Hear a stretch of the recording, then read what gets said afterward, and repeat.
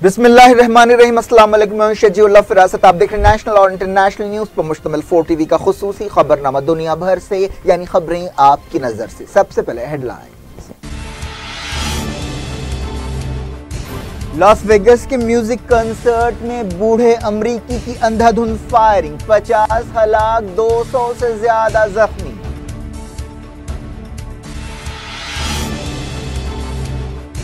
America के बदतरीन shooting वाक़े के दौरान हमला आवर को भी गोली मार दी गई, खातून साथी गिरफ्तार।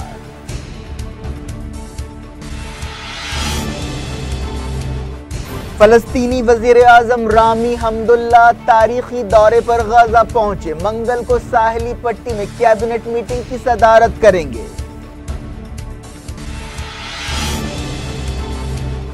कुर्द फोर्सेस ने किरकुक से गैर कुर्दों को निकालना शुरू कर दिया, तुर्की के आर्मी चीफ ईरान पहुंचे।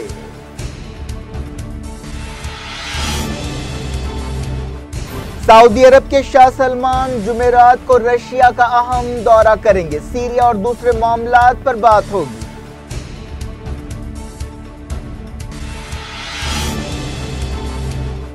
स्पेन के कैटलोनिया में रेफरेंडम के बाद तनाव बढ़ा, मकामी लीडर्स ने कहा मरकजी हुकूमत अवाम की मर्जी को नहीं रोक सकती।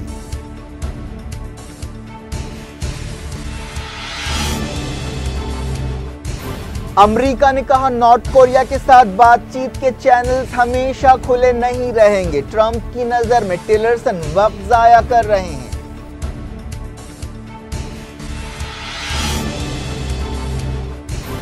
गौरी लंकेश कत्ल पर अदाकार प्रकाश राज का एहतजाज, कहा कौमी अवार्ड्स वापस कर देंगे, मोदी की खामोशी पर तनकीद।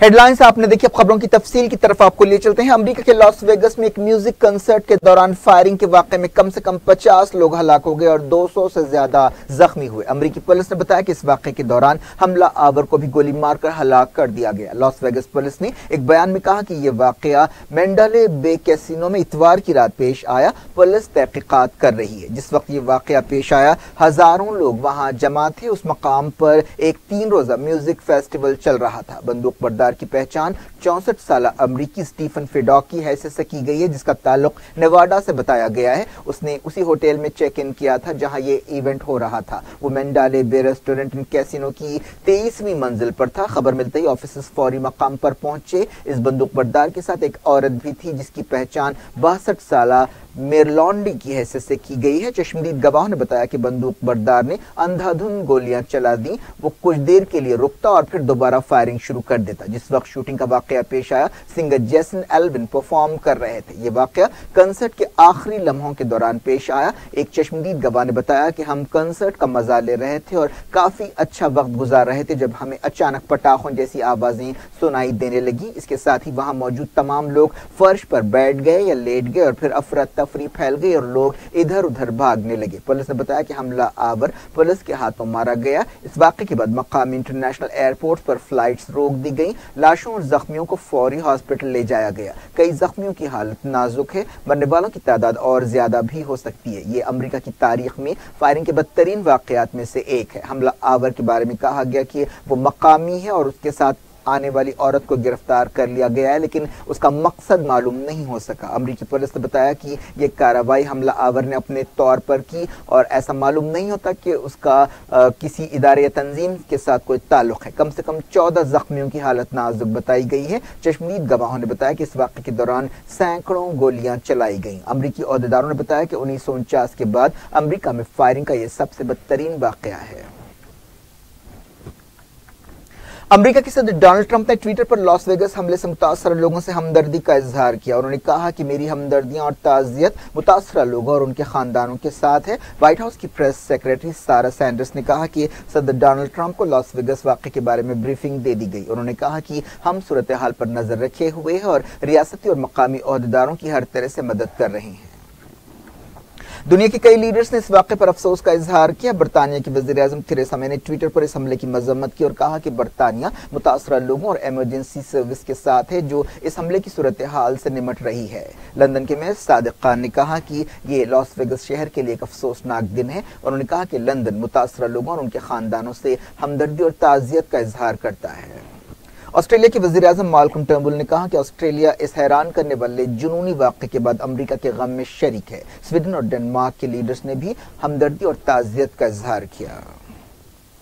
इराक के कुर्दिस्तान इलाके में आज़ादी के हक में रेफरेंडम के बाद खबर है कि कुर्द सिक्योरिटी फोर्सेस ने कई अरबों और तुर्कमान नस्ल के खानदानों को जबरदस्ती बाहर कर दिया है। लंदन से छपने वाले एक अरबी अखबार ने यह बात बताया गया कि कुर्दों की पेशमर्गा और आसाइश सिक्योरिटी फोर्सेस ने किरकुक में गैर कुर्दों को बाहर करने का सिलसिला शुरू कर दिया। इस तरह हालिया रेफरेंडम के बाद पैदा तनाव और बढ़ गया है। तुर्की के आर्मी चीफ हलोस आकार ने तेहरान में ईरान की फौजी और सियासी लीडरशिप से मुलाकात की। उन्होंने सिक्योरिटी, दहशतगर्दी और इलाकाई मामलात के बारे में बातचीत की। ये दौरा एक ऐसे वक्त हुआ है जब इराक के कुर्दिस्तान इलाके में आजादी के सवाल पर रेफरेंडम हुआ जिससे दोनों मुल्क नाराज हैं। ये दौरा एक ऐसे वक्त हुआ जब तुर्की के सदर तैयब एर्दोगान भी आने वाले कुछ दिनों में ईरान का दौरा करने वाले हैं। ईरान ने कहा है कि कुर्द ओहदेदारों को रेफरेंडम के सिलसिले में बगदाद की मरकजी हुकूमत से बातचीत करनी चाहिए। ईरान की वज़ीर ख़ारजा जवाद ज़रीफ ने यह बात कही। उन्होंने कहा कि कुर्दिस्तान का रेफरेंडम इराकी दस्तूर के खिलाफ है और इसे दुरुस्त नहीं ठहराया जा सकता। फलस्तीनी वज़ीर-ए-आज़म रामी हमदुल्ला एक तारीखी दौरे पर एक आला सतह के डेलीगेशन के साथ गाजा पहुंचे। ये दौरा दो अहम फलस्तीनी ग्रुपों हमास और फतह के दरमियान एक दहशत से जारी अख्तलाफात को खत्म करने और सुलह की कोशिशों का हिस्सा है। रामी हमदुल्ला कई फलस्तीनी ओहदेदारों के साथ गाजा पहुंचे जहां वो हमास के ओहदेदारों से मुलाकातें कर रहे हैं। मंगल को वो गाजा में कैबिनेट की मीटिंग की सदारत करेंगे। इस मौके पर रामी हमदुल्ला ने कहा कि हम सुलह की कोशिशों में अपना रोल अदा करना चाहते हैं और अख्तलाफात को पीछे छोड़ना चाहते हैं ताकि फलस्तीनी जमीन एक बार फिर एक हो जाए। 2006 के इलेक्शंस में हमास ने कामयाबी हासिल की थी जिसके बाद फतेह और हमास के दरमियान इख्तलाफात पैदा हो गए थे और कुछ दिनों की झड़पों के बाद मगरबी किनारे पर फतेह और गजा पर हमास का कंट्रोल हो गया था। तब से इसराइल ने गजा की नाकाबंदी कर रखी है। पिछले महीने हमास ने कहा था कि वो अपनी इंतजामी कमेटी को डिसॉल्व कर रही है और महमूद अब्बास की क़यादत वाली फलस्तीनी अथॉरिटी को दावत देती है कि वो एक इत्तेहादी हुकूमत बनाए और नए इलेक्शंस कराए। हमास और फतेह के लीडर्स के दरमियान इजिप्ट के दारुल हुकूमत काहिरा में कई मीटिंग्स के बाद सुलह की कोशिशों में तेजी आई। फलस्तीनी वज़ीर-ए-आज़म 2015 के बाद पहली बार गजा पहुंचे। इस दौरान गजा के लोगों में काफी उम्मीदें हैं कि इत्तेहाद की कोशिशें कामयाब होंगी और इसके नतीजे में गजा के लोगों की जिंदगियां बेहतर होंगी। फलस्तीन की कई जमातों और तंजीमों ने हमास की तरफ से सुलह की कोशिशों की तारीफ की और कहा कि हमास ने गैर मामूली लचक का मुजाहरा करते हुए लाइफलाइन का रोल अदा किया। इस्लामी जिहाद, अवामी महाज, पीपल्स फ्रंट और दूसरी तंजीमों ने हमास की तारीफ करते हुए बयानात जारी किए। सऊदी अरब की हुकूमत ने ताइफ में एक नए शहर को बनाने के लिए $3 बिलियन को मंजूरी दी है। ये एक मॉडर्न शहर होगा जिसमें तहजीबी और सयाहती मरकज, टेक्नोलॉजी और इंडस्ट्री पार्क्स और यूनिवर्सिटी और एयरपोर्ट्स होंगे। सऊदी अरब के शाह सलमान रशिया का दौरा करेंगे। उनके साथ आला सतह का एक डेलीगेशन भी होगा। अगले कुछ दिनों में होने वाले इस दौरे में कई शोबों में समझौते किए जाएंगे। रशिया के सदर व्लादिमीर पुतिन के तर्जुमान डिमित्री पेस्कोव ने इस दौरे की तस्दीक करते हुए कहा कि सऊदी अरब का अरब दुनिया और अरब मामलात में अहम रोल है और रशिया को मिडल ईस्ट, खासतौर पर सीरिया के मामले में सऊदी अरब के साथ बातचीत करने में दिलचस्पी है। मीडिया की खबरों में कहा गया कि शाह सलमान जुमेरात को रशिया का दौरा करेंगे। रशिया की तास न्यूज एजेंसी ने क्रेमलिन के ओहदेदारों के हवाले से कहा कि हम जुमेरात को शाह सलमान के दौरे का इंतजार कर रहे हैं। सऊदी अरब सीरिया की बशार अल असद हुकूमत का कट्टर मुखालिफ रहा है जबकि रशिया उनका हामी है। सीरिया में नामालूम जंगी हवाई जहाजों के एक हमले में हिजबुल्लाह के 7 फाइटर्स हलाक हो गए। फौरी तौर पर यह मालूम नहीं हो सका कि ये हमले किसने किए हैं, लेकिन ऐसे अंदेशे जाहिर किए जा रहे हैं कि गलती से रशिया के जंगी हवाई जहाजों ने यह बमबारी की है। रोहिंग्या मुसलमानों के बहरान के सिलसिले में बांग्लादेश और म्यांमार की हुकूमतों के दरमियान बातचीत शुरू हुई। म्यांमार की सिक्योरिटी फोर्सेस और बौद्ध दहशतगर्दों की तरफ से जुल्म और ज्यादतियों की वजह से म्यांमार के आधे से ज्यादा रोहिंग्या मुसलमान हिजरत करके बांग्लादेश पहुंच गए हैं। यूनाइटेड नेशंस की तरफ से बड़ी तादाद में रोहिंग्या मुसलमानों की हिजरत पर फिक्रमंदी का इजहार किया गया है। यह भी मालूम हुआ कि यूनाइटेड नेशंस का एक डेलीगेशन भी म्यांमार के तशद्दुद से मुतासरा इलाकों का दौरा करने के लिए पहुंच रहा है। इस दौरान यूनाइटेड नेशंस के वर्ल्ड फूड प्रोग्राम ने डोनर मुल्कों से कहा कि अगर वो रोहिंग्या बहरान से मुतासरा लोगों के लिए फौरी मदद नहीं कर सकते तो उन्हें लड़ाई बंद करानी चाहिए। आलमी इदारे के नुमाइंदों ने कहा कि रिलीफ कैंप्स में हालात बहुत खराब हैं। बांग्लादेश की हुकूमत के साथ आलमी इदारे काम कर रहे हैं, लेकिन रोजाना लाखों रेफ्यूजीज को ग़िज़ा पहुंचाना काफी मुश्किल काम है और इस सिलसिले में इमदाद कम पड़ रही है। उन्होंने कहा कि हमें बड़े पैमाने पर इमदादी चीजों की जरूरत है और दुनिया को फौरी इस सिलसिले में तवज्जो देनी चाहिए। आलमी इदारे ने यह भी कहा कि आने वाले 6 महीनों में रोहिंग्या रेफ्यूजीज की मदद के लिए $75 मिलियन की जरूरत है।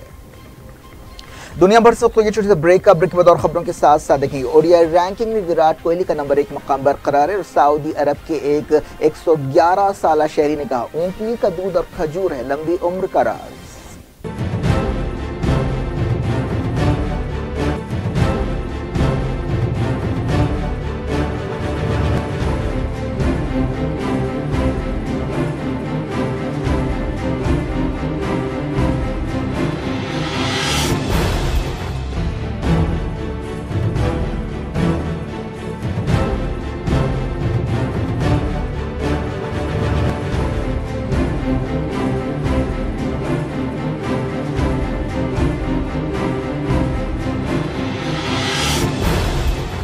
Welcome back. आप देख रहे हैं अपना पसंदीदा खबरनामा दुनिया भर से। मैं शेजुल अफराज। इस खबरनामे में हम आपके लाते हैं दुनिया के गोशे गोशे से आप की पसंद और दिलचस्पी की खबरें। आगे बढ़ने से पहले हेडलाइंस एक बार फिर। लॉस वेगस के म्यूजिक कंसर्ट में बूढ़े अमरीकी की अंधाधुंध फायरिंग, 50 हलाक, 200 से ज्यादा जख्मी।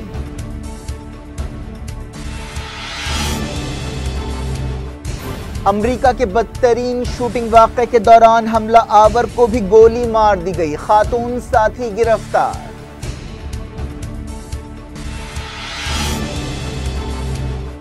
फलस्तीनी वजीर आजम रामी हमदुल्ला तारीखी दौरे पर गाजा पहुंचे, मंगल को साहिली पट्टी में कैबिनेट मीटिंग की सदारत करेंगे।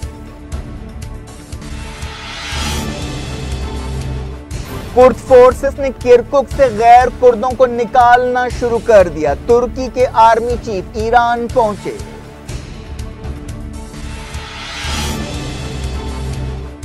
सऊदी अरब के शाह सलमान जुमेरात को रशिया का अहम दौरा करेंगे, सीरिया और दूसरे मामलात पर बात होगी।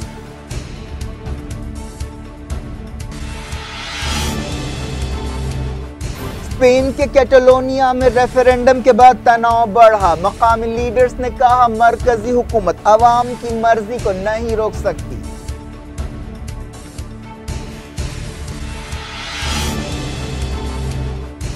अमेरिका ने कहा नॉर्थ कोरिया के साथ बातचीत के चैनल्स हमेशा खुले नहीं रहेंगे, ट्रंप की नजर में टिलरसन वक्त जाया कर रहे हैं।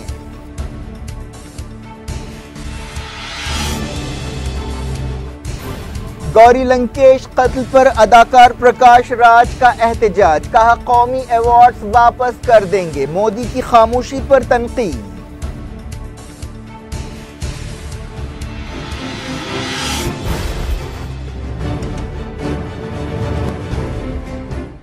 जारी इंटरनेशनल न्यूज के सिलसिले को अमेरिका ने कहा है कि नॉर्थ कोरिया के साथ उसके सिफारती चैनल्स हमेशा के लिए खुले नहीं रहेंगे। अमेरिका की स्टेट डिपार्टमेंट तर्जुमान हीथर नॉरेट ने यह बात कही। अमेरिकी secretary of state Rex Tillerson ने ऐलान किया है कि अमेरिका नॉर्थ कोरिया के साथ रब्त में है, लेकिन अमेरिका के सदर डोनाल्ड ट्रंप ने कहा कि टिलरसन नॉर्थ कोरिया के साथ बातचीत करते हुए वक्त जाया कर रहे हैं। ट्रंप ने ट्विटर पर कहा कि मैंने रेक्स टिलरसन से, जो हमारे बेहतरीन सेक्रेटरी ऑफ स्टेट हैं, कहा कि वो नॉर्थ कोरिया के ओहदेदारों के साथ बातचीत में अपना वक्त जाया कर रहे हैं। रेक्स को अपनी तवानाई बचाना चाहिए, हम जो करना है करेंगे। ट्रंप ने कहा कि वो नॉर्थ कोरिया के मामले में नाकाम नहीं होंगे। स्पेन में कैटलोनिया की मकामी हुकूमत ने ऐलान किया कि 90% वोटर्स ने आजादी के हक में वोट दिया। स्पेन की मरकजी हुकूमत की मुखालफत, क्रैकडाउन और पाबंदियों के बावजूद कैटलोनिया इलाके में इतवार को रेफरेंडम होकर रहा, जिसमें लोगों ने जोशो खरोश से हिस्सा लिया। मकामी हुकूमत के तर्जुमान ने मीडिया से बातचीत करते हुए कहा कि 2 लाख से ज्यादा वोटर्स ने हाँ के हक में वोट दिया। इस रेफरेंडम में सवाल किया गया था कि क्या आप चाहते हैं कि कैटलोनिया एक आजाद जमहूरिया बने। इस मौके पर कैटलोनिया और स्पेन के दूसरे मकामात पर काफी तनाव देखा गया। इस दौरान स्पेन के वजीर आजम मैरियानो रॉजाय ने कहा कि कैटलोनिया का रेफरेंडम काबिल कबूल नहीं है और ये रेफरेंडम कानून पर हमला है। कैटलोनिया स्पेन के 17 खुद मुख्तार इलाकों में से एक है, जहां की तहजीब और जबान अलग है। इस तरह कैटलोनिया के रेफरेंडम के बाद स्पेन में एक सियासी बहरान पैदा हो गया है। कैटलोनिया के लीडर ने कहा कि उनके इलाके को अलग होने का हक हासिल हो गया है। उन्होंने कहा कि अब हम अपने तौर पर आज़ादी का ऐलान कर सकते हैं। स्पेन की सिक्योरिटी फोर्सेस की सख्तियों के बावजूद 42.3% लोगों ने वोटिंग में हिस्सा लिया। इस दौरान स्पेन की हुकूमत ने वार्निंग दी कि वो कैटलोनिया को दी गई खुद मुख्तारी खत्म कर सकती है।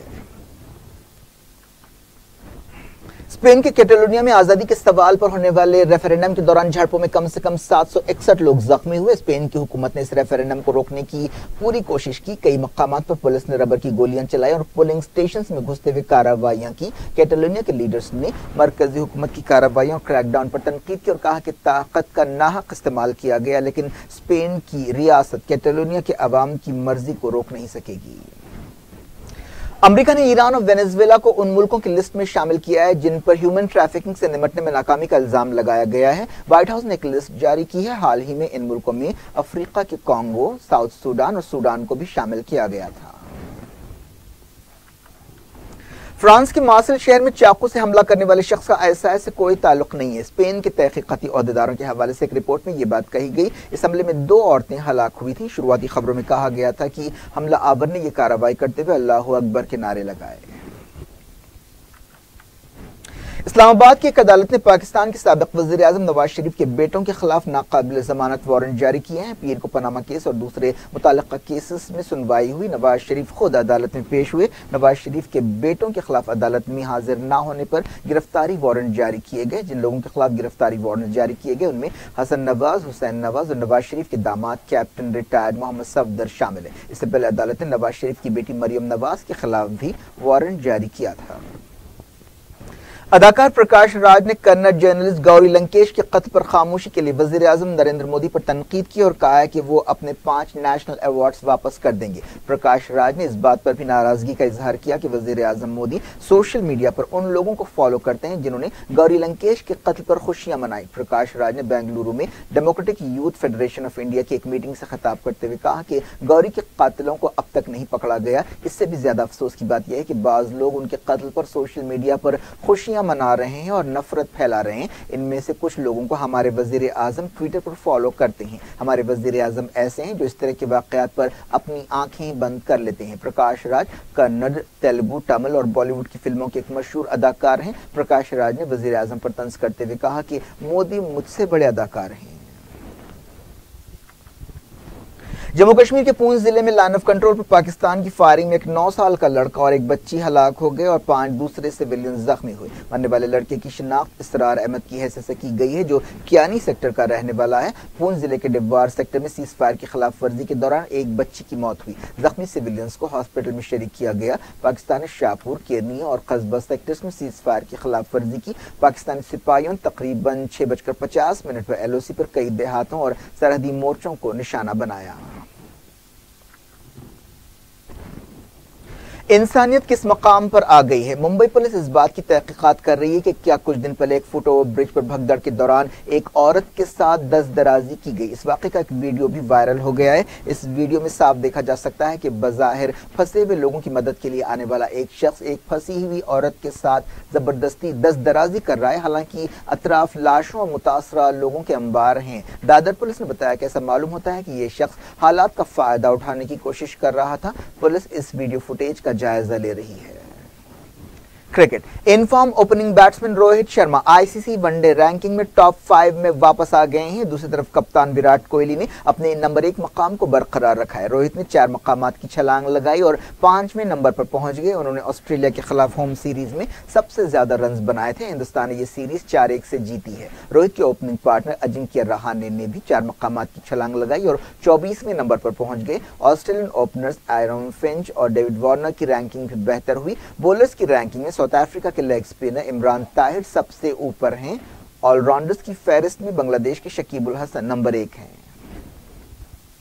साउथ अफ्रीका ने पहले टेस्ट मैच में बांग्लादेश को 333 रनों से हरा दिया। मैच के आखिरी दिन बांग्लादेश ने 1 घंटे से भी कम वक्त में 41 रन के इजाफे पर 7 विकेट खो दिए। पूरी टीम 90 पर आउट हो गई। बांग्लादेश के सामने जीत के लिए 424 रन का टारगेट था। सऊदी अरब के एक 111 साल के शहरी ने अपनी लंबी उम्र का राज ऊंटनी के दूध और खजूर को करार दिया है। हनीफ ज़यादी ने यह भी कहा कि वो खुले आसमान के नीचे सोते हैं, जल्द सोते हैं और फजर की नमाज से पहले उठ जाते हैं। उन्होंने 2 शादियां की, उनके 11 बेटे बेटियां और 37 पोते पोतियां और नवासे नवासियां हैं। एक न्यूज वेबसाइट से बातचीत करते हुए उन्होंने ये बातें कही। क्या कुछ हो रहा है आपकी दुनिया में, आखिर में हेडलाइंस दुनिया भर से एक बार फिर देखते हैं। लॉस वेगस के म्यूजिक कंसर्ट में बूढ़े अमरीकी की अंधाधुंध फायरिंग, 50 हलाक, 200 से ज्यादा जख्मी।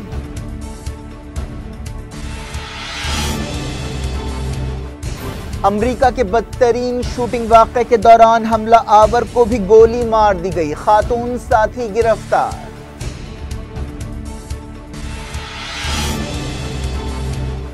फलस्तीनी वजीर आजम रामी हमदुल्ला तारीखी दौरे पर गाजा पहुंचे, मंगल को साहिली पट्टी में कैबिनेट मीटिंग की सदारत करेंगे।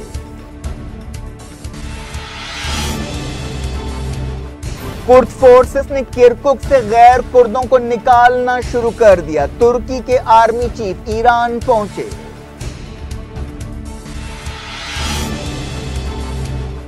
सऊदी अरब के शाह सलमान जुमेरात को रशिया का अहम दौरा करेंगे, सीरिया और दूसरे मामलात पर बात होगी।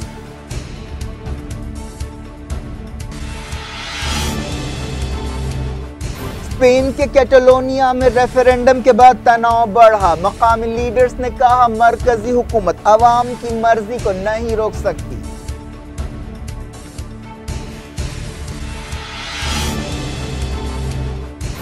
अमेरिका ने कहा नॉर्थ कोरिया के साथ बातचीत के चैनल्स हमेशा खुले नहीं रहेंगे, ट्रंप की नजर में टिलरसन वक्त जाया कर रहे हैं।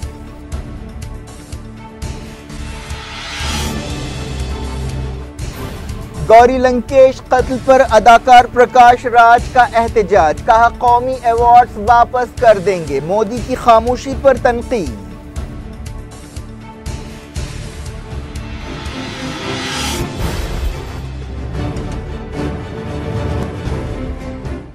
ये थी आज की खबरें। शजीउल अफरा को दें इजाजत और अपना बेहद ख्याल रखें। अल्लाह हाफिज।